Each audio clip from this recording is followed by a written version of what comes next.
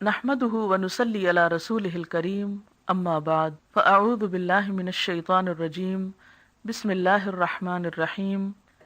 ہماری گفتگو کا عنوان ہے خواتین کا حج، محرم کے مسائل اور پردے کے شرعی احکامات۔ حج اسلام کے بنیادی ارکان میں سے ایک رکن ہے جو ساری زندگی میں صرف ایک بار فرض ہے۔ حج مبرور کی جزا جنت ہے۔ خواتین، بوڑھے اور کمزور لوگوں کو حج کا ثواب جہاد کے برابر ملتا ہے۔ حج اور عمرہ کرنے والوں کی دعائیں قبول ہوتی ہیں۔ اگر کوئی حج پر جاتے ہوئے راستے میں فوت ہو جائے تو بھی اسے حج کا پورا ثواب مل جاتا ہے۔ مرنے والے پر حج فرض ہو تو اس کے وارثوں کو اس کی طرف سے حج بدل کرنا چاہیے۔ حج کثیر المقاصد اور کثیر الفوائد عبادت ہے۔ وسائل رکھنے کے باوجود حج نہ کرنے والا مسلمان نہیں۔ حضرت علی رضی اللہ تعالیٰ عنہ سے روایت ہے کہ رسول اللہ صلی اللہ علیہ وسلم نے فرمایا، جس نے قدرت کے باوجود حج نہ کیا اس کے لیے برابر ہے کہ یہودی ہو کر مرے یا عیسائی ہو کر۔ استطاعت رکھنے والوں پر حج کرنا فرض ہے۔ وَلِلَّهِ عَلَى النَّاسِ حِجُّ الْبَيْتِ مَنِ اسْتَطَاعَ إِلَيْهِ سَبِيلًا وَمَنْ كَفَرَ فَإِنَّ اللَّهَ غَنِيٌّ عَنِ الْعَالَمِينَ۔ لوگوں پر اللہ کا یہ حق ہے کہ جو اس گھر تک پہنچنے کی استطاعت رکھتا ہو وہ اس کا حج کرے، اور جو کوئی اس حکم کی پیروی سے انکار کرے تو اسے معلوم ہو جانا چاہیے کہ اللہ تمام دنیا والوں سے بے نیاز ہے۔ تو اس سے پتہ چلتا ہے کہ حج ہر صاحب حیثیت مسلمان مرد اور عورت پر فرض ہے، لیکن سفر حج کے لیے عورت کے ساتھ خاوند یا کسی محرم کا ہونا شرط ہے۔ رسول اللہ صلی اللہ علیہ وسلم نے فرمایا، کوئی مرد کسی عورت سے تنہائی میں نہ ملے الا یہ کہ اس کا محرم ساتھ ہو، نہ ہی کوئی عورت محرم کے بغیر سفر کرے۔ ایک آدمی کھڑا ہوا اور اس نے عرض کیا، اے اللہ کے رسول صلی اللہ علیہ وسلم، میری بیوی حج کے لیے جا رہی ہے اور میں نے فلاں فلاں غزوہ میں اپنا نام لکھوا دیا ہے۔ آپ نے فرمایا، جاؤ اور اپنی بیوی کے ساتھ حج کرو۔ حج یا عمرہ ادا کرنے کے لیے میقات سے بغیر احرام کے گزرنا درست نہیں۔ اگر خواتین حالت حیض میں ہوں تو بھی میقات سے احرام کی نیت ضروری ہے۔ پاکستان سے جانے والے حجاج عموماً حج تمتع کی نیت کرتے ہیں، اس لیے ایام حج سے پہلے مکہ پہنچ کر عمرہ ادا کیا جائے گا۔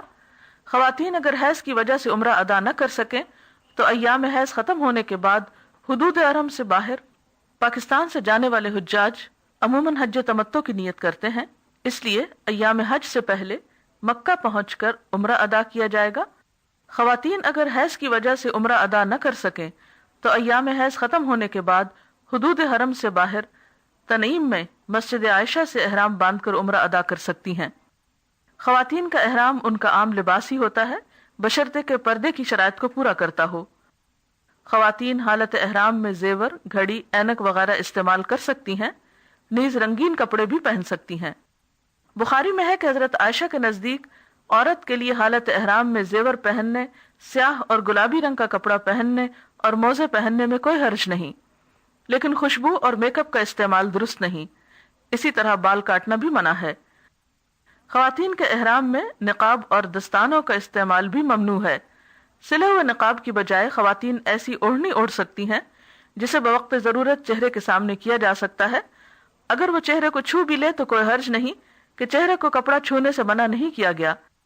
حضرت عائشہ فرماتی ہیں کہ ہم رسول اللہ صلی اللہ علیہ وسلم کے ساتھ حالت احرام میں تھیں اور قافلے ہمارے سامنے سے گزرتے تھے۔ جب وہ سامنے آتے تو ہم اپنی چادریں منہ پر لٹکا لیتی اور جب وہ گزر جاتے تو ہم منہ کھول لیتی۔ حالت احرام میں سر اور بدن کھجلانا جائز ہے، لیکن جنسی افعال یا گفتگو، لڑائی جھگڑا اور کسی کو اذیت دینا منع ہے۔ احرام کی نیت کرنے کے بعد زیادہ سے زیادہ تلبیہ پڑھنا پسندیدہ ہے۔ تلبیہ کے الفاظ یہ ہیں، لبیک اللہم لبیک، لبیک لا شریک لک لبیک، ان الحمد والنعمت لک والملک لا شریک لک۔ حاضر ہوں اے اللہ، میں حاضر ہوں، میں حاضر ہوں، تیرا کوئی شریک نہیں، میں حاضر ہوں، بے شک ہم تیرے ہی لائق ہے، ساری نعمتیں تیری ہی دی ہوئی ہیں، بادشاہی تیری ہی ہے اور تیرا کوئی شریک نہیں۔ تلبیہ اس وقت تک پڑھا جائے گا جب تک کہ طواف شروع نہ ہو جائے۔ حج کا احرام باندھنے اور تلبیہ کہنے کے بعد ایک مرتبہ اللہم حجۃ لا ریاء فیہا ولا سمعہ کہنا مسنون ہے کہ اے اللہ ایسے حج کی توفیق دے جس میں نہ دکھاوا مقصود ہو اور نہ شہرت۔ مکہ پہنچ کر مسجد حرام میں داخل ہوتے وقت پہلے سیدھا پاؤں اندر رکھیں اور یہ دعا پڑھیں، بسم اللہ والسلام علی رسول اللہ، اللہم اغفر لی ذنوبی وافتح لی ابواب رحمتک، اللہ کے نام سے داخل ہوتا ہوں، اللہ کے رسول پر سلام ہو، اے اللہ میرے گناہ معاف فرما دے اور اپنی رحمت کے دروازے مجھ پر کھول دے۔ جب بیت اللہ پر پہلی نظر پڑے تو دعا کریں، یہ قبولیت دعا کا وقت ہوتا ہے۔ کعبۃ اللہ کے قریب پہنچ کر حجر اسود سے طواف کا آغاز کریں۔ خانہ کعبہ کے گرد 7 چکر لگانے کا نام طواف ہے۔ ہر چکر حجر اسود سے شروع ہو کر حجر اسود پر ہی ختم ہوتا ہے۔ یاد رکھیے، حج میں نہ تو حجر اسود کی عبادت کی جاتی ہے اور نہ ہی خانہ کعبہ کی، بلکہ عبادت تو اس گھر کے رب ہی کی جاتی ہے، جیسا کہ قرآن پاک میں آتا ہے، فَلْيَعْبُدُوا رَبَّ هَذَا الْبَيْتِ، بس ان کو چاہیے کہ اس گھر کے رب کی عبادت کریں۔ طواف کے لیے باوضو اور نجاست سے پاک ہونا شرط ہے۔ اگرچہ طواف کی ابتدا حجر اسود کو چومنے سے ہوتی ہے، لیکن اگر رش یا بھیڑ کی وجہ سے چومنا یا چھونا دشوار ہو تو حجر اسود کی طرف ہاتھ سے اشارہ کرنا کافی ہے۔ بعض لوگ اس لکیر پر جس سے حجر اسود کی نشاندہی ہوتی ہے کافی دیر کے لیے کھڑے ہو کر دعائیں پڑھنے لگتے ہیں اور دوسرے لوگوں کے لیے زحمت کا باعث بنتے ہیں۔ ایسے میں کوشش کیجئے کہ جب آپ اس مقام پر پہنچیں تو دایاں ہاتھ اٹھا کر حجر اسود کی طرف اشارہ کرتے ہوئے بسم اللہ اللہ اکبر پڑھ کر فوراً آگے بڑھ جائیں۔ اس جگہ پر رک کر دوسروں کو اذیت نہ دیں، اور خاص طور پر خواتین تو ایسے موقعوں پر مردوں سے ہرگز گتھم گتھا نہ ہوں۔ حجر اسود کے علاوہ رکن یمانی کو چھونا بھی مسنون ہے، لیکن اگر ایسا ممکن نہ ہو تو اشارے کی ضرورت نہیں، اور بھیڑ کے وقت خاص طور پر رکن یمانی کو چھونے کی کوشش نہ کی جائے۔ رکن یمانی کے بعد حجر اسود تک کا جو مقام ہے، آپ صلی اللہ علیہ وسلم نے اس جگہ پر جو دعا پڑھی وہ ہے، ربنا آتنا فی الدنیا حسنۃ وفی الآخرۃ حسنۃ وقنا عذاب النار، اے ہمارے رب ہمیں دنیا میں بھلائی عطا فرما اور آخرت میں بھی بھلائی عطا فرما اور ہمیں آگ کے عذاب سے بچا۔ طواف کے دوران تلاوت قرآن، تسبیح، دعائیں اور اذکار کرنے چاہیے۔ اگرچہ گفتگو کی اجازت ہے، لیکن سوائے اشد ضرورت کے گفتگو نہیں کرنی چاہیے۔ رسول اللہ صلی اللہ علیہ وسلم نے فرمایا، رمی جمار اور بیت اللہ کے طواف کو اللہ کا ذکر قائم کرنے کا ذریعہ بنایا گیا ہے، اس کے علاوہ اس کا کوئی مقصد نہیں۔ بیت اللہ شریف کا طواف نماز کی طرح ہے، لہذا دوران طواف کم سے کم بات کرو۔ بیت اللہ کا طواف دن اور رات میں کسی بھی وقت کیا جا سکتا ہے۔ دوران طواف اگر شرعی عذر کے باعث طواف کا سلسلہ منقطع کرنا پڑے تو عذر دور ہونے کے بعد پہلے چکر شمار کر کے صرف باقی چکر پورے کریں اور اسی جگہ سے آغاز کریں جس جگہ سے سلسلہ منقطع کیا گیا تھا۔ حتیم بیت اللہ کا حصہ ہے، لہذا حتیم کے باہر سے طواف کریں۔ طواف ختم ہونے پر مقام ابراہیم کے قریب 2 رکعت نماز ادا کریں۔ اگر وہاں جگہ نہ ہو تو پوری مسجد میں جہاں بھی جگہ ملے 2 نفل ادا کر لیں، اور اس میں بھی کوشش کریں کہ مردوں کے قریب نہیں بلکہ خواتین کے لیے مختص کیے گئے حصے میں نماز ادا کی جائے۔ رسول اللہ صلی اللہ علیہ وسلم نے طواف کی رکعتوں میں سے ایک رکعت میں قل یا ایھا الکافرون اور دوسری میں قل ھو اللہ احد کی تلاوت فرمائی۔ طواف ختم ہونے پر زمزم پیئیں، کچھ سر پر بھی ڈال سکتے ہیں، اور زمزم پینے سے قبل دعا مانگے کیونکہ یہ بھی قبولیت کا وقت ہے۔ رسول اللہ صلی اللہ علیہ وسلم نے فرمایا، زمزم کا پانی جس نیت سے پیا جائے وہ پوری ہوتی ہے، لہٰذا میں اس نیت سے پیتا ہوں کہ قیامت کے روز میدان حشر میں پیاس کی شدت سے محفوظ رہوں۔ زمزم کا پانی پینے کے بعد صفا و مروہ کی طرف جا کر سعی کی ابتدا کرنی چاہیے۔ سعی حج یا عمرہ کا رکن ہے، یہ ادا نہ کیا جائے تو حج و عمرہ ادا نہیں ہوتا۔ سعی صفا سے شروع ہوگی اور مروہ تک 1 چکر شمار ہوگا، اسی طرح مروہ سے صفا تک دوسرا، اور یوں 7 چکر مکمل کیے جائیں گے جو مروہ پر مکمل ہوں گے۔ صفا پہاڑی پر اتنا چڑھیں کہ بیت اللہ نظر آئے اور قبلہ رخ ہو کر یہ مسنون الفاظ کہیں، لا الہ الا اللہ وحدہ لا شریک لہ، لہ الملک ولہ الحمد وہو علی کل شیء قدیر، لا الہ الا اللہ وحدہ انجز وعدہ ونصر عبدہ وہزم الاحزاب وحدہ۔ اللہ کے سوا کوئی الہ نہیں، وہ اکیلا ہے، اس کا کوئی شریک نہیں، بادشاہی اور تعریف اسی کے لیے ہے، وہ ہر چیز پر قادر ہے۔ اللہ کے سوا کوئی الہ نہیں، وہ اکیلا ہے، اس نے اپنا وعدہ پورا کیا اور اپنے بندے کی مدد فرمائی اور تمام لشکروں کو اکیلے ہی شکست دی۔ صفا اور مروہ کے سب ستونوں کے درمیان مردوں کو دوڑنے کا حکم ہے، مگر عورتیں اپنی عام رفتار سے چلیں۔ کسی عذر کی بنا پر سواری پر بھی سعی کی جا سکتی ہے۔ سعی کے دوران بھی کثرت سے دعائیں کریں، تسبیح و تحلیل کریں اور حمد و ثنا کریں، درود شریف پڑھیں، یعنی جو بھی اللہ کا ذکر ممکن ہو کرتے رہیں۔ سعی کے دوران باوضو ہونا شرط نہیں۔ سعی کے اختتام پر احرام کھول دیں۔ اس موقع پر خواتین صرف 1 یا 2 پور انگلی کے برابر بال کاٹیں، نہ کہ سارے بالوں کی ٹرمنگ، یہ ضروری نہیں۔ عورتیں اس بات کا بھی خیال رکھیں کہ بال مردوں کے سامنے نہ کاٹیں، الگ سے ایک طرف ہو کر کاٹیں۔ عمرہ مکمل ہونے پر جب مسجد سے باہر نکلیں تو بایاں پاؤں پہلے مسجد سے نکالیں اور یہ دعا پڑھیں، بسم اللہ والسلام علی رسول اللہ، اللہم اغفر لی ذنوبی وافتح لی ابواب فضلک۔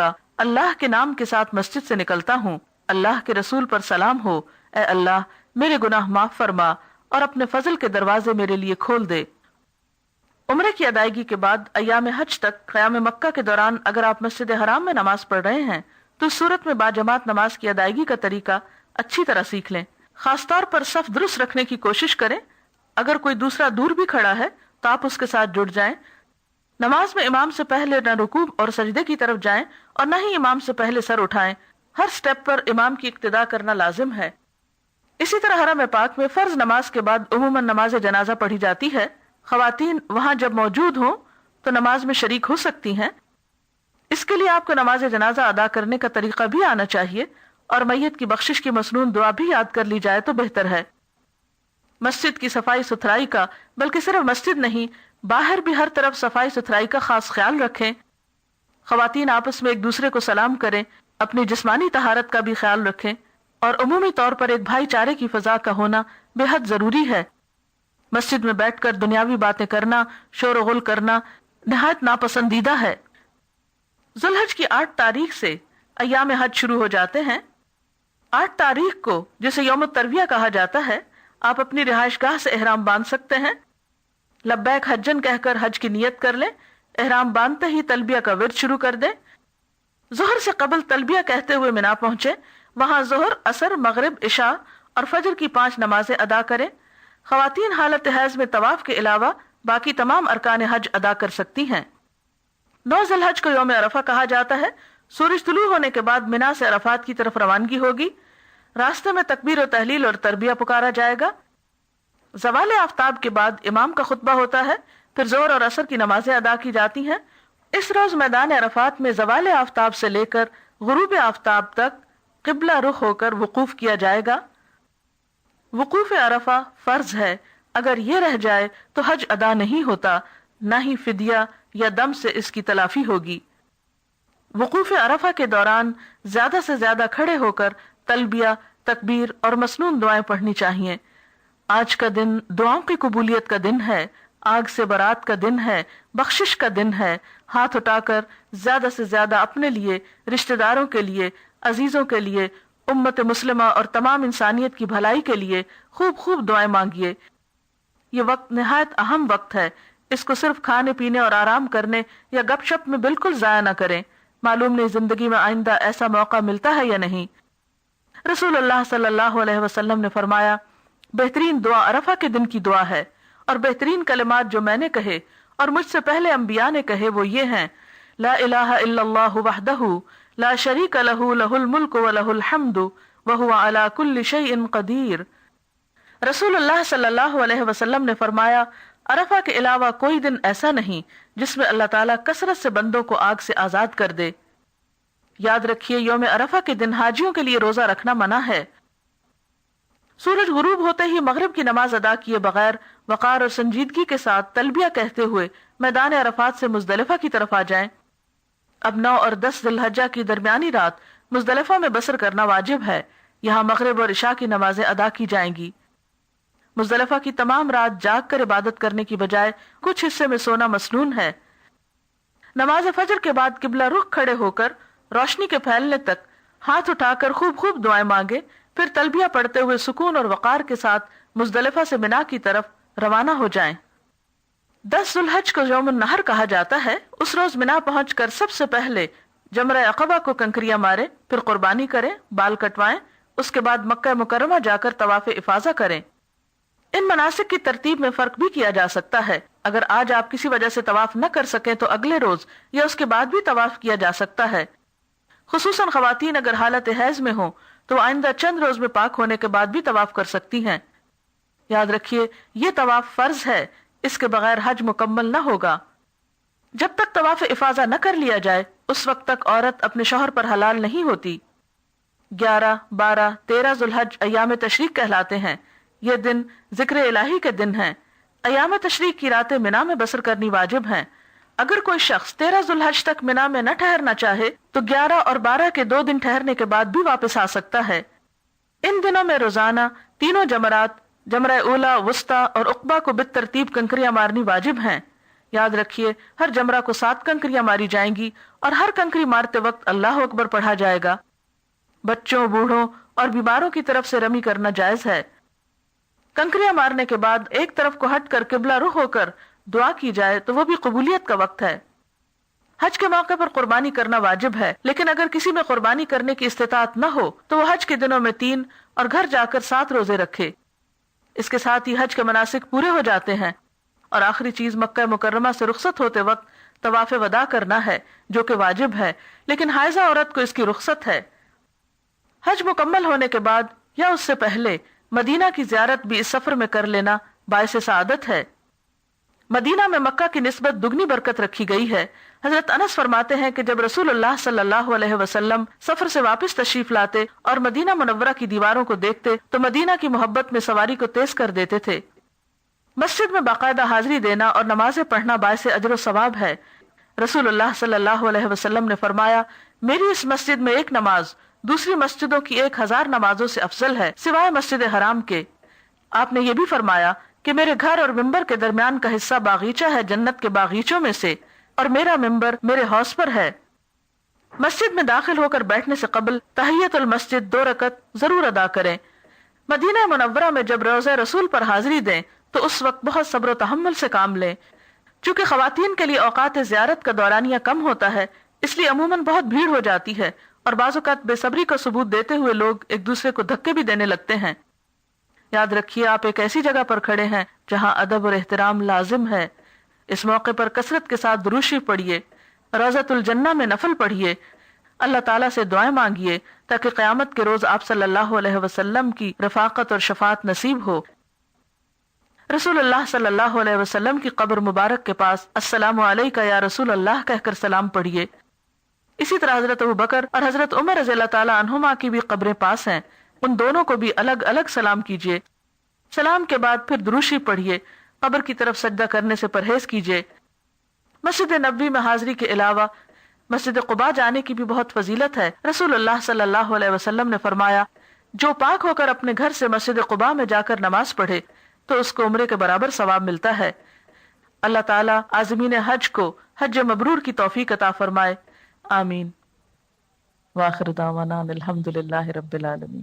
سبحانک اللہم و بحمدک، نشہد ان لا الہ الا انت، نستغفرک و نتوب الیک۔ والسلام علیکم ورحمۃ اللہ وبرکاتہ۔